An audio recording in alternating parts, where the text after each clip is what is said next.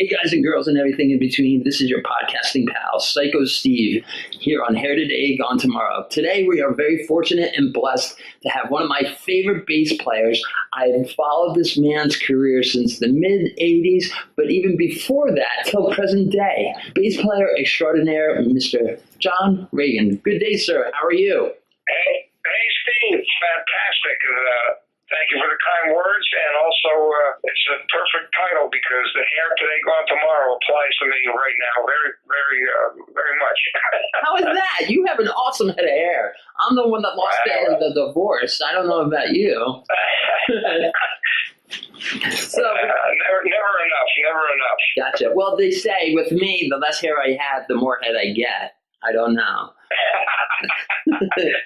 Never heard that one. That's great. Thank you. So we're going to start off with the first question is bass. Was it your first instrument? No, actually, I started. My dad bought me a 6-string acoustic guitar and started taking some lessons as a young teenager, but it just didn't. It wasn't the thing for me. I ended up playing tenor saxophone. Wow. Then I switched over to baritone saxophone. Cool. And, which is substantially more metal. Nice. More metal. But what happened was I was, back then, it was like the mid-'60s to late 60s. My hair was getting a little too long and my father was not too happy about it. So he said, "You go get that haircut now." And it was winter, and I went running down the street to the barber and slipped on ice and broke my leg. Ouch. And I could not practice baritone sax because I had a full cast on my leg. So my high school buddy, Benji Levine, who was already a great bass player, said, "Here, I'm going to lend you a bass guitar." So he lent me a bass, and I remember sitting with my leg up in a cast and putting on a Young Rascals album and the Mustang Sally and picking out the notes on a bass guitar. And that was it. I never looked back after that. Gotcha. Put the saxophone in the case, and it was bass from like 1967 out. Nice. Do you still own the bass, or did you have to give it back to him? Actually, I bought it from him. It was a Hagstrom. Wow. But I wish I still had. I wish I still had a lot of the basses that I had back in the day. You know how that works. It's like cars. If you kept everything, actually, it's just before you rang me up here, I was watching the Mecum Auto auctions and looking at all these cars from the 60s that my friends had and seeing how much money they're worth nowadays. Same with the instruments. But I don't have that guitar anymore. Gotcha. So speaking of family and everything, was anyone in your family or still is musicians besides yourself? No, not really. I did hear, although, he never spoke about it, I did hear that my dad, during around the Second World War, I guess you were able to go in and make records. He was not signed to a label, but you could go in and make his, vanity records. Anybody could make them. I heard he sang, but he never spoke about it. I heard about it from other people, but no one actually played a musical instrument. Huh. They played the radio, which made me fall in love with music. Wow, awesome. All right. Now, you've played with some rock royalty besides you being rock royalty yourself, from Billy Idol to the Rolling Stones and, many, and of course, Ace Frehley. Has there been anybody you haven't recorded with and that you'd be like, wow, on a bucket list or played out with? Yeah, well, I always, one of my dear friends who I've known since 1979 is Jamie Oldacre. Oh. Jamie Oldacre is one of the best drummers that ever lived. He was Eric Clapton's drummer during the 461 Ocean Boulevard, Right. Cocaine, all those years. And when I joined Peter Frampton's band, Jamie was the drummer. Wow. And we became best friends and still are to this day. And we always basically, I was telling the man, but I would have loved to play in a rhythm section with you, Eric. Carl Radel was the bass player on all that iconic music. And he was someone that I studied and just loved the groove that he had, especially with Oldacre, because Jamie, there's only a couple drummers that play that kind of feel. Right. And Jamie's one of them. then, you never know. Eric's still plugging away a little bit, but the times we're getting short now. Very true. And the ticket prices, oy vey, Yeah. It's crazy. So, all right.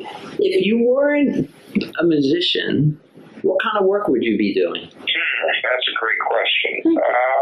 You're welcome. I've always liked, I'm not a big fan of a lot of them, especially the ambulance chasers, but I've always liked digging into detail and trying to come up and get to the bottom of things. So maybe the law profession, but it would have been more to help people in need, that didn't have help. Probably a legal aid lawyer or something like that. Awesome. Okay. And then you brought up cars and everything about you were watching the auction and everything. Speaking of cars, what kind of car do you drive? I drive a Mercedes-Benz SL 500 convertible, and the weather is great weather for it. And then I've got just a little Mercedes C-Class for everyday run-around stuff. Awesome. And I like the German cars. I like the quality of the build, and I just like the way they feel when you're driving them. They're safe. Totally get it. So what's in your CD player currently? Oh, boy. I'll tell you what. Mostly, and this has been ever since I was a child, I kind of stopped listening to rock and roll in the mid-'70s. But I've always listened to Sinatra, Tony Bennett, the big bands, that kind of music. So pretty much seriously Sinatra on when I'm in the car on Sirius Radio.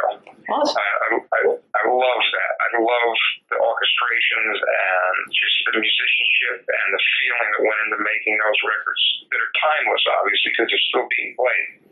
Absolutely. I was very fortunate. I got to see Frank on his 75th birthday. So. Did you really? Yes, sir. Oh, my God. Where? The Meadowlands. Oh, my God. That's cool. I saw him 2 times, but it was more towards the end. Right. A couple times at Radio City Music Hall, but it was still just the man. All he had to do was walk out on stage, and it just the whole room was electrified. Yeah, I took my 100-year-old grandmother. She's still with us. She wasn't 100 then, but she's 100 years old now. Yeah. So I took her. Bless her, really? Yeah. Wow. I took her, my parents, and we actually sat with, believe it or not, Diana Ross was there, Liza Minnelli was there, and Gene Simmons, because he was dating Diana at the time, and he also used to manage Liza. So we all sat basically next to each other, and oh my God! Yeah, and I was just like, and my grandmother was like, "Are you sure you want to go to this?" I'm like, "It's Frank Sinatra." I'm like, yeah, and I'm just like. And she's like, "Are you sure?" I'm like, "Yeah." I'm like, my mother used to drag me to Engelbert Humperdinck concerts. Yeah, absolutely. And I remember one time she took me to an Engelbert. He was playing the PNC Arts Center, and he actually had his daughter perform with him.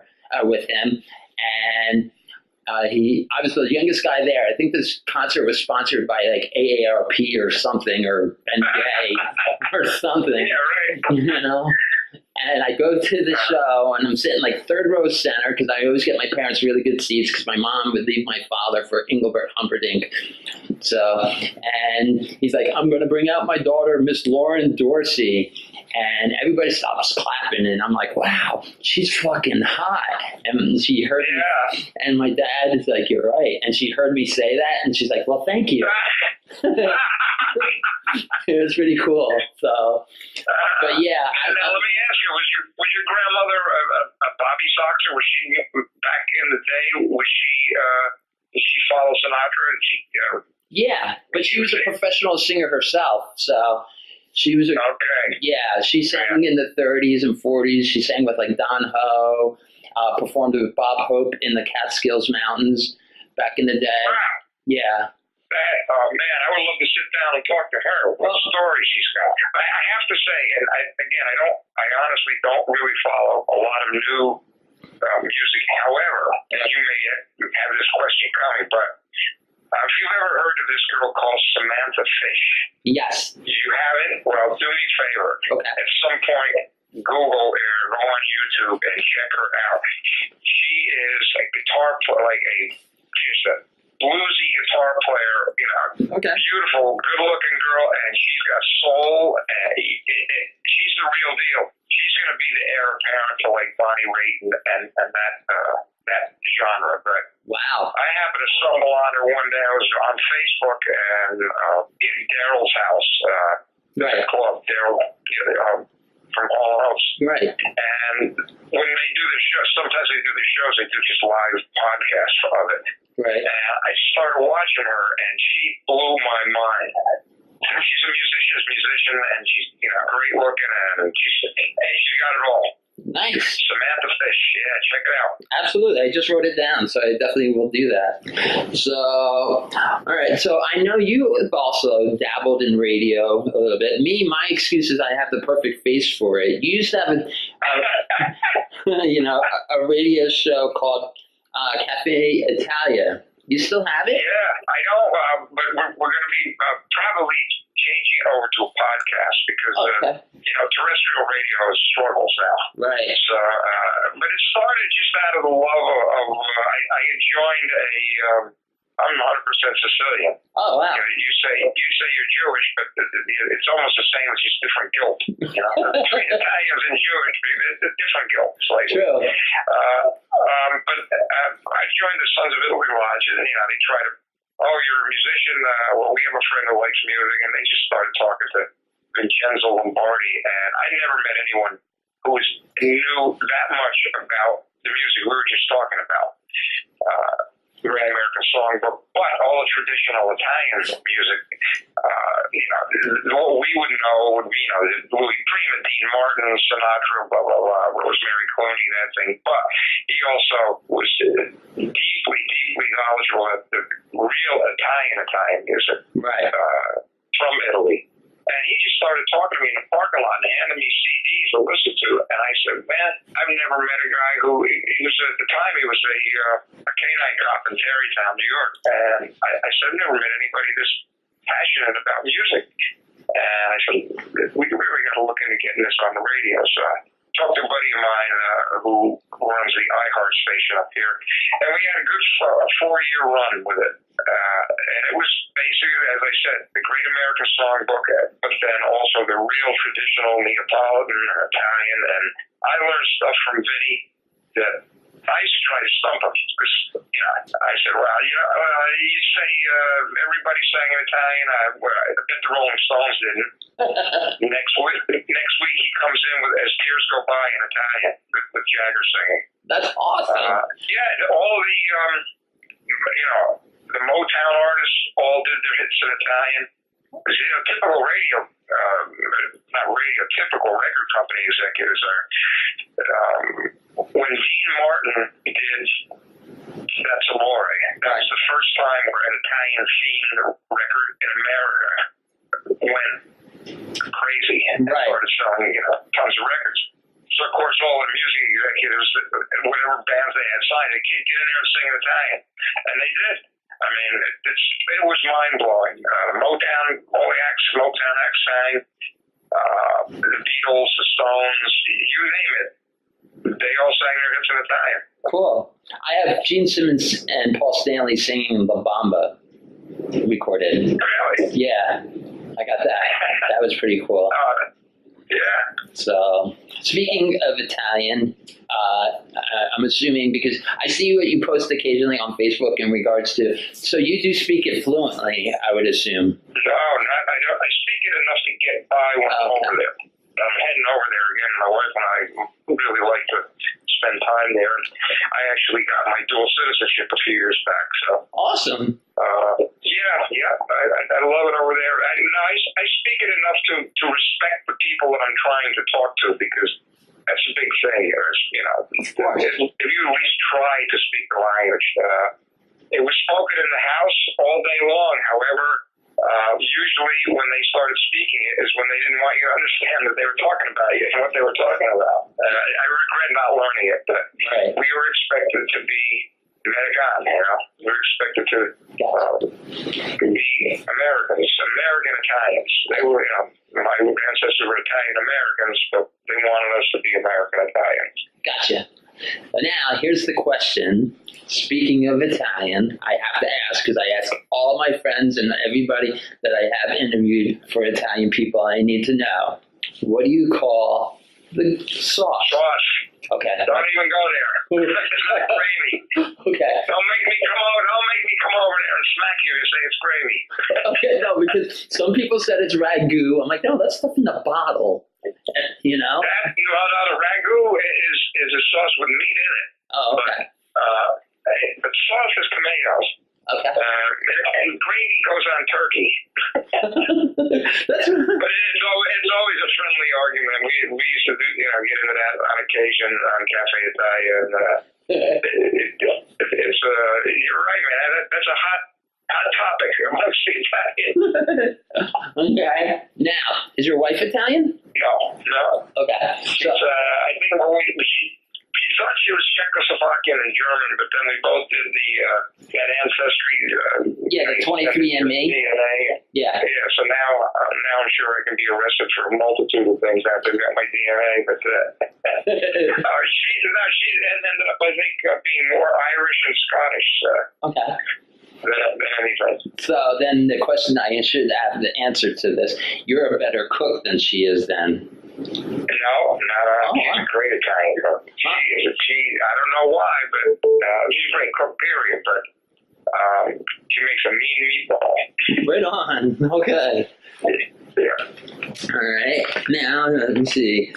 All right. So you're now in a band called 4x8, which is a collective of members of your former band, Freely's Comet, former drummer of Skid Row, and, of course, Pat Gasparini, who's been doing multiple projects as well. Yeah, Gasparini. Gasparini.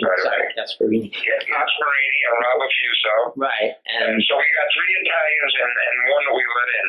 Todd Howard. Nice.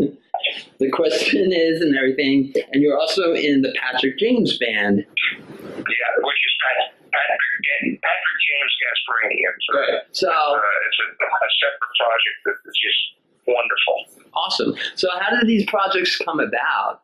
Like, I know you've been friends with Todd forever because you were in a band together for several years. And then how did, Pat get involved? How did Rob get involved? Well, as you said, I met Todd, and then obviously he was with us at Freely's Comet for a couple of years. But the way I met Todd was I was playing in John Waite's band. Oh, okay.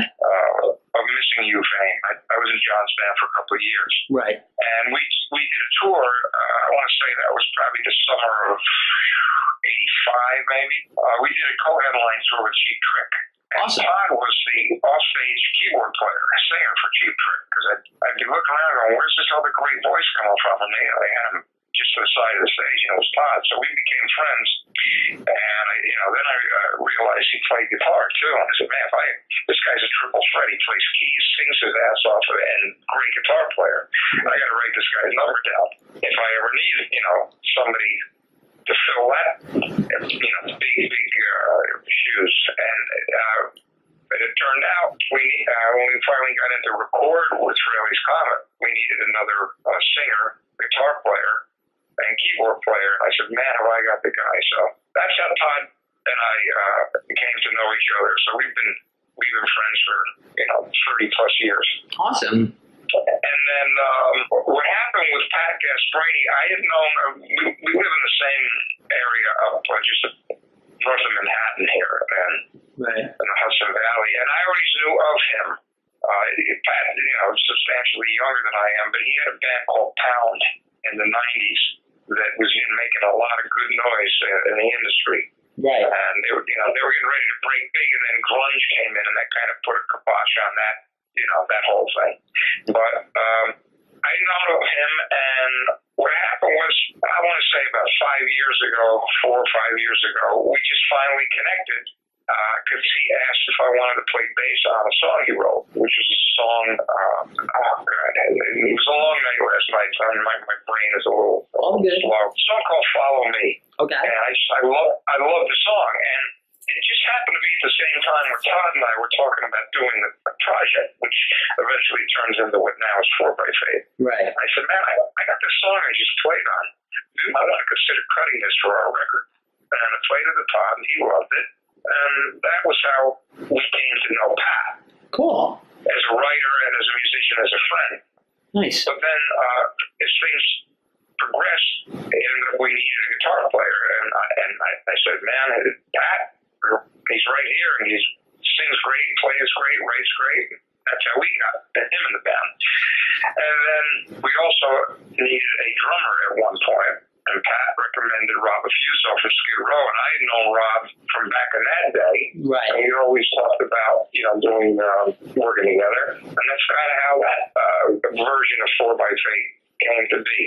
Prior to that, we started it with another guitar player and another drummer, and it's just for a myriad of reasons it didn't work out. So, gotcha. We ended up with the band the way it is right now, which is Pat, Todd, Rob, and myself. Awesome. Did you come up with the name? No, the guy that was kind of looking at helping get us some work came up with it. Cool. He said, "Yeah, well, kind of fate put this band together, so it seems like it works good enough." Awesome. All right. So I also know you do a lot of charity work. For who? Well, the main, actually I call it my favorite weekend of the year, and I've been blessed to have been involved for a few years now. It's a charity called Arizona Children's Charities, and it's based out of South Carolina. Cool. And it really takes care of, abused and neglected children. And every year, and it was just the 20th anniversary of the founding of that charity, but every year they do, for lack of a better term, an all-star band concert. And I was brought into that by another paisan, Jeff Carlisi from 38 Special. Right. He's kind of like he's the musical, he's the MD, and he's the one that puts the bands together. And what it is every year, it's a revolving door of different artists, but the core band right now is Jeff Carlisi on guitar, Danny Serafin of Chicago on drums. Wow. Liberty DeVito of Billy Joel on drums. So we have two drummers. And Rob Arthur, who's a keyboard player I work with Peter Frampton for many years, and he still tours with Frampton. That's kind of the core band, and then other different guitar players and then different singers. This year with Steve Orgeri from Journey. Yeah.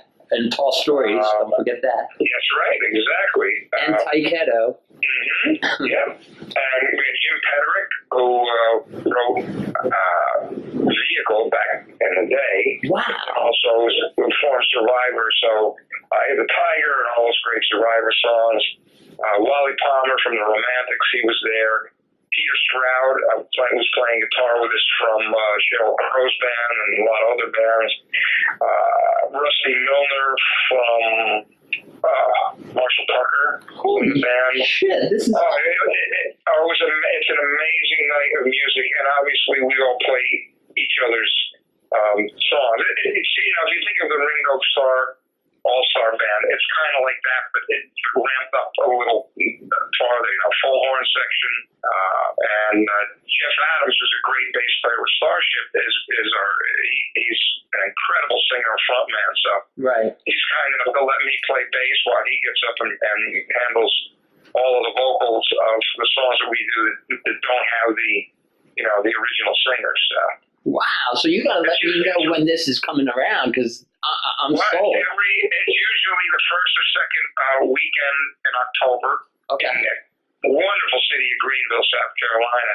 And next year, let's keep in touch, and I'll always have it on Facebook. We usually, start talking about it at least a month before, but it's an incredible concert, 2.5 hours of music, food, great drink, and it's all for Arizona Children's Charities. It's all for the children. That's awesome. And the money really goes all to the children. That's awesome. Fantastic. That is fantastic. Yeah, because I used to live in Charleston, so. Oh, okay. You're familiar with that area. Yeah, and Greenville and stuff like that. So that's. Come on down, man. Absolutely. Get some shrimp and grits, which I never had until I did this. Then there's like a charity golf match the next day. The concert's always on a Sunday, and then the golf match is on a Monday. But let me tell you, today there's some serious good Southern food down there that I didn't know existed. Absolutely. And I'm a foodie. That was my favorite part of being on the road for decades, was that, getting out of my little village that I grew up in and discovering the world and the different kind of food. I never had barbecue. They were talking about my buddy Jamie Oldacre. Right. He's from Tulsa. And when I joined Frampton's band, he goes, "You ever had barbecue?" And to me, growing up, in the 60s in upstate New York, barbecue was my father making hot dogs and hamburgers, yeah. I never had it, and we're down in Tulsa. He goes, "We're going to go to the other side of the tracks and get barbecue." I said, "What do you mean the other side of the tracks? That's just a song lyric." It wasn't, though. The tracks in Tulsa separated the two communities, the African-American community and the white community. But here, he and I had two long-haired rock musicians go into this little place, man, and we sat down, and there were no dishes. All it was they put down some wax paper, and you ordered the food, and I thought I died and went to heaven. Right. And barbecue from that point on became a passion for me. Awesome. So I guess we have to put that on your next rider, huh? Oh, man, we used to have some serious barbecue. I don't know if you ever heard of if you like, that deep southern barbecue, but there's an event called Memphis in May every year. Yes. Down on the river, man. It is basically 4 stages of the best music, every genre of music, but then it's an international barbecue competition. And man, when I was playing that one, while you're playing, you're smelling all this barbecue. You can't wait to get off stage and run to a couple of those stands and fill up. Nice. Now you're getting me hungry. Thanks. Yeah, well, you started it. Okay. So now, when you're not playing out and you're not recording, do you still play every day? No, I don't. I really, I have to admit to being a bit lazy on that. When I first took the bass up, I literally slept with it. Uh-huh. But no, I don't. But what I do is I listen intently. Right. Which is a blessing and a curse. It's good, to help with my production skills. But like when I'm listening to a song, obviously predominant is the bass line. Right. No matter what it is, no matter what kind of music it is. So I'm just trying to take everything in, and that's what whenever I talk to younger musicians, I think, don't be a metal musician, don't be a jazz musician, don't be a rock. Be a musician. Listen to everything. It's all valid, it's all valid. And, you can be playing the heaviest of rock, right? I mean, think of Zeppelin. It still swings, and that relates all the way back to the jazz stuff. Right. Perfect example is Charlie Watts from the Stones. He's a jazz drummer. Oh, of course. You can see it in his playing, too. You can see this playing. And a lot of those bands that we listen to that are the classic bands, that's what they grew up listening to. Right. They weren't listening to rock bands. They were listening to big band music and all of that. And that ended up being part of their style. And I always encourage everybody to listen to every style of music. The Patrick James Project is, I want to say, more country than rock, but it rocks really hard. But it's heavy on Pat's writing is heavy melody-driven writing, and some pretty intense guitar playing too. Pat's an amazing guitar player. Awesome. That's one thing I really, really enjoy about that project is it's so musical that I can get emotionally invested, musically and lyrically in the songs. And that was the best part of playing in Frampton's band for 3 decades. You got to play everything from Humble Pie to Baby I Love Your Way, The Signs Feel Delivered. It was a night of varying styles of music.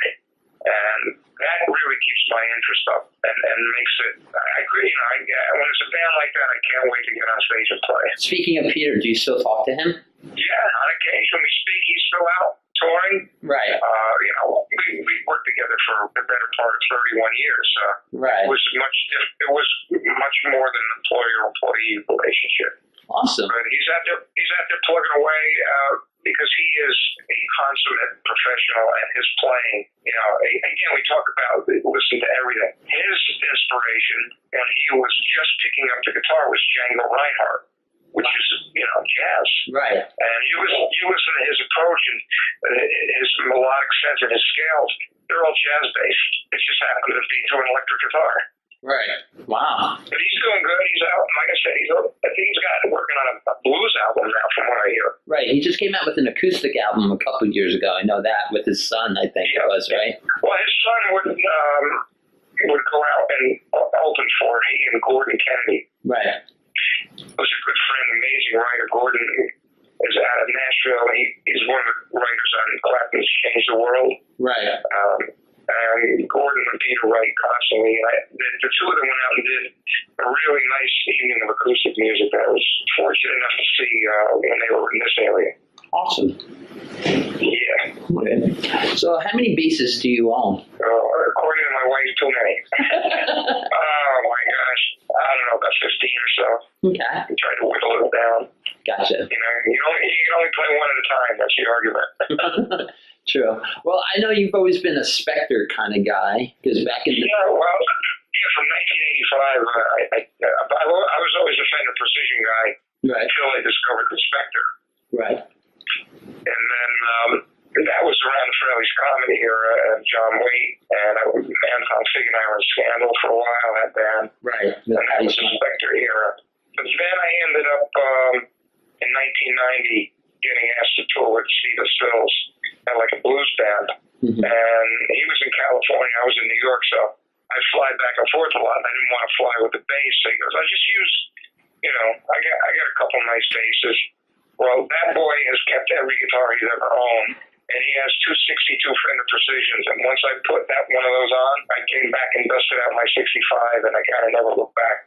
One of my favorite instrument. Okay. Do you have a name for it? No. Okay. Because, B.B. King named his instrument. Yeah. A lot of musicians name their instruments and whatever, so figured. I got too many. I wouldn't be able to remember them. Gotcha. I'd have to be like Ace. I'd call them all Curly. Hey, Curly. Everybody's Curly. I remember Ace called me that when I was 6 years old, and I was just like, what? My name's Steve. And he's like, no, you're my Curly. Yeah, Curly. That's because he couldn't remember anybody's name. Exactly. Or he called me Bub for some reason. I don't know. Bubby. Yeah. Yes. Yeah, Bubby. Yeah, that was exactly. There you go. Yeah, and this is going back. The first time I met him was July 25th, 1980, with Eric Carr's first performance at the Palladium. Ace gave me this. Man. Yeah, Ace gave me this Felix the Cat doll.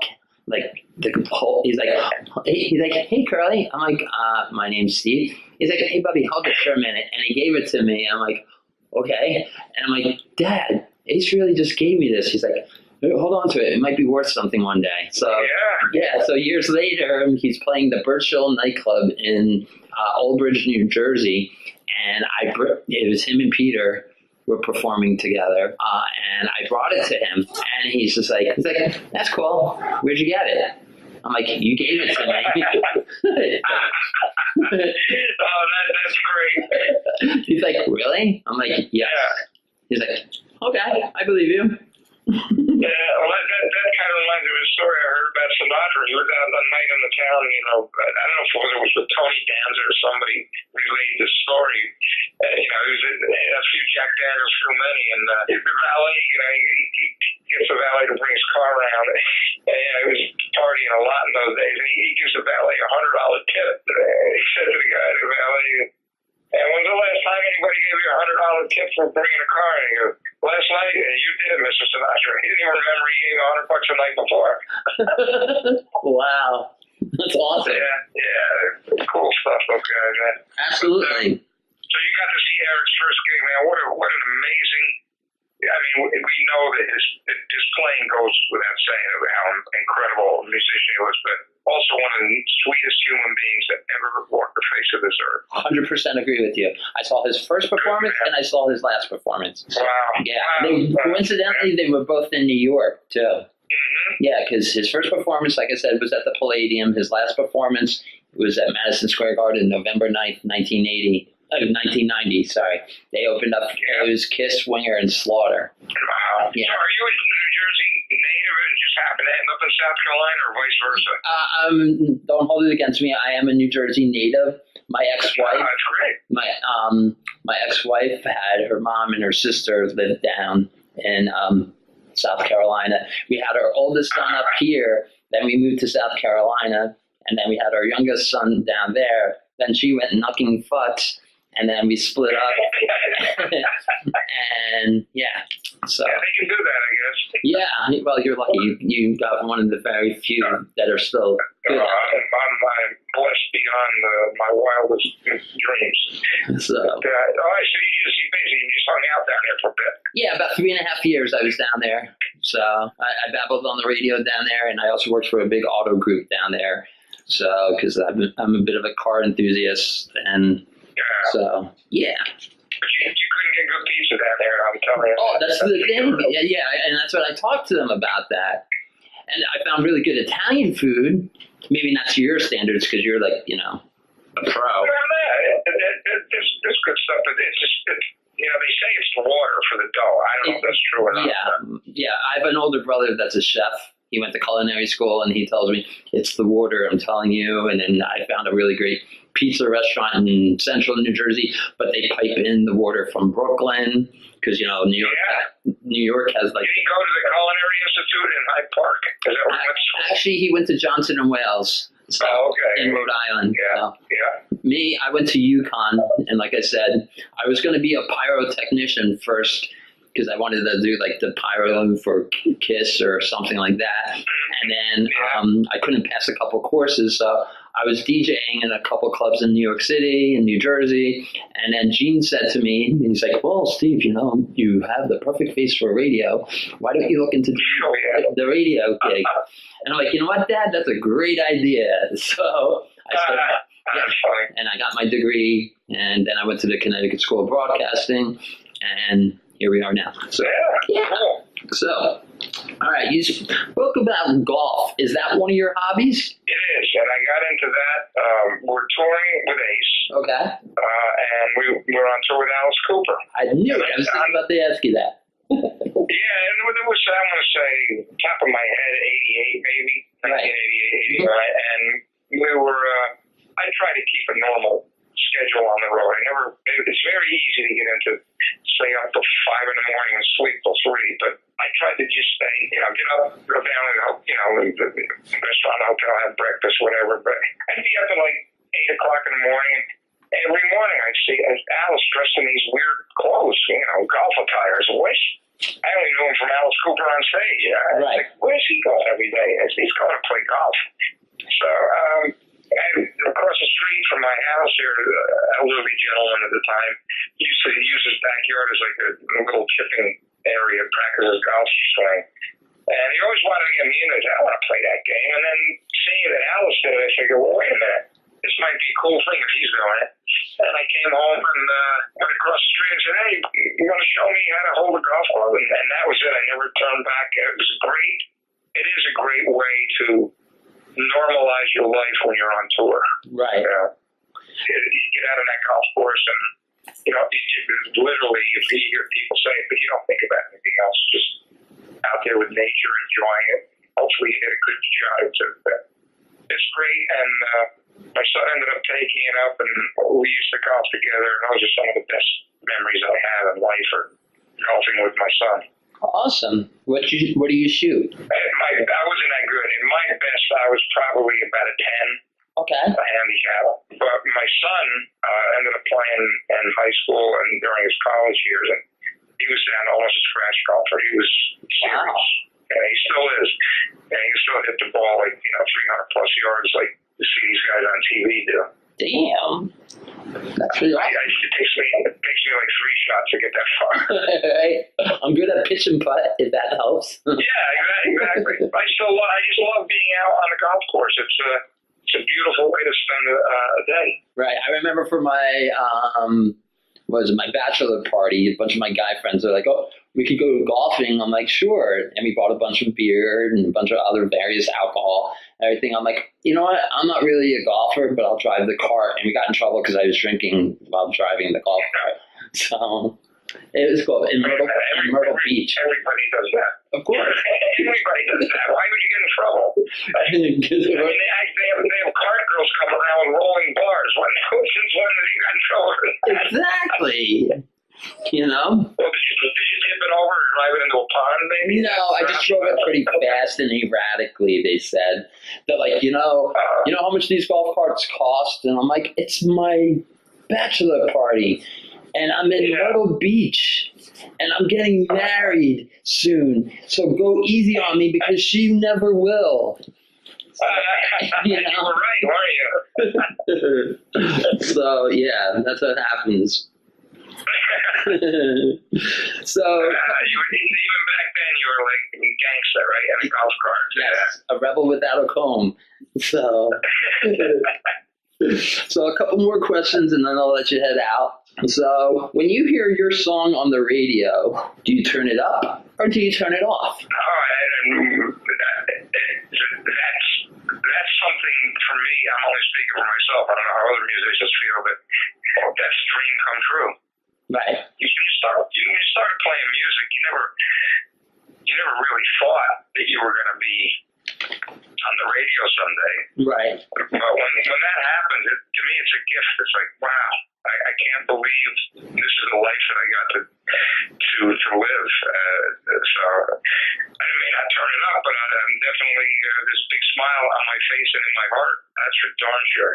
Awesome. Now you mentioned your son and everything like that.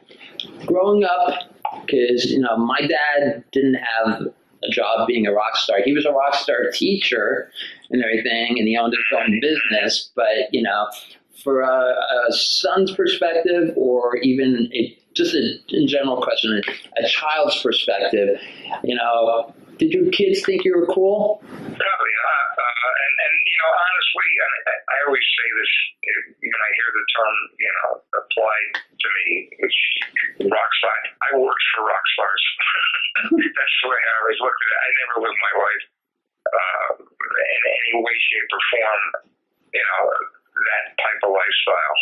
I just always felt I was fortunate to be able to get paid and put a roof over my family's head playing music.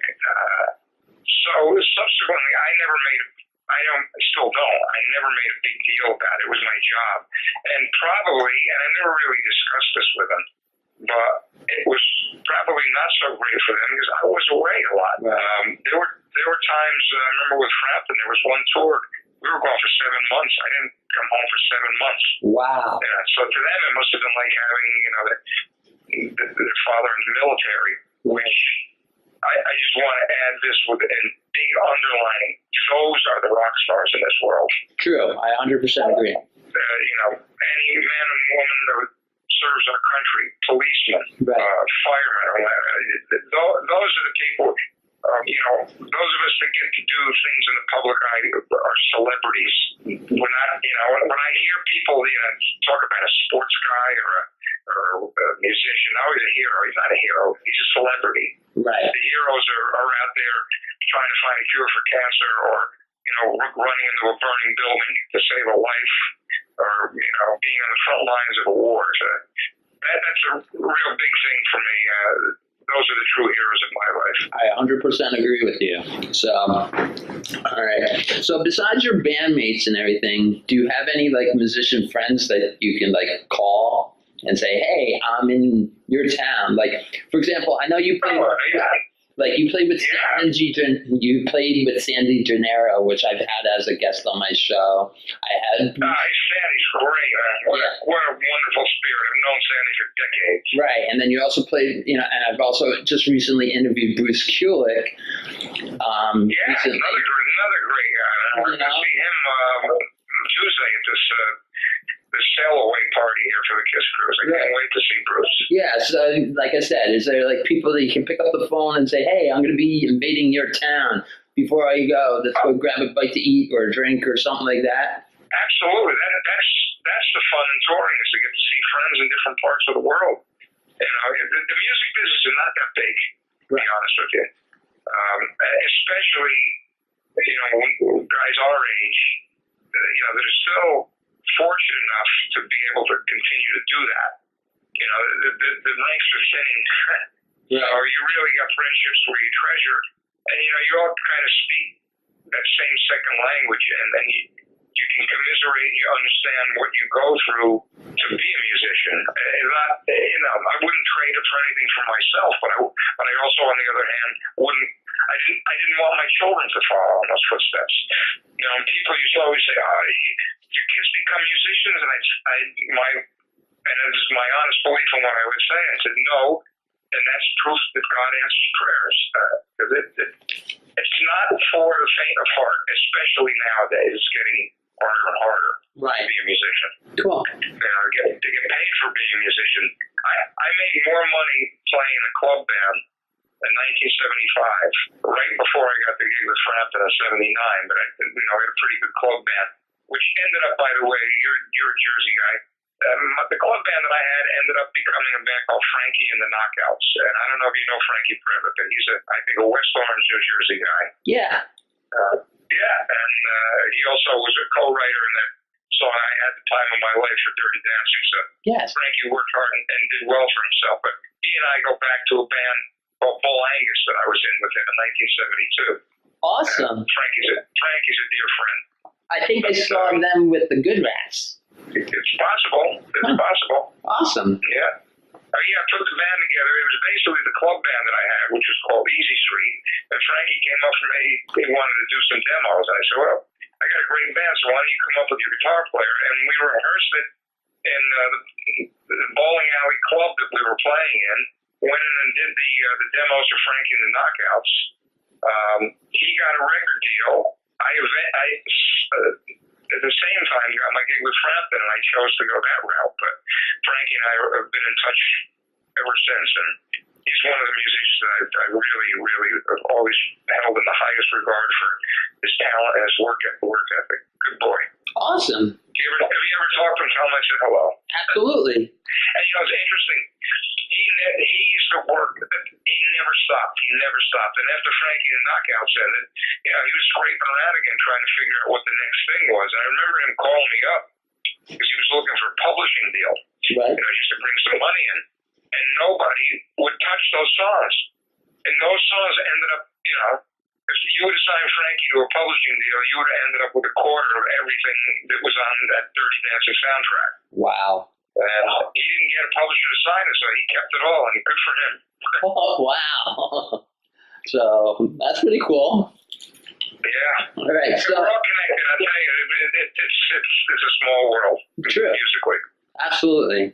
So what is next for your two bands that you're currently in, meaning Patrick James band and of course 4x8? And continue working on the Patrick James record.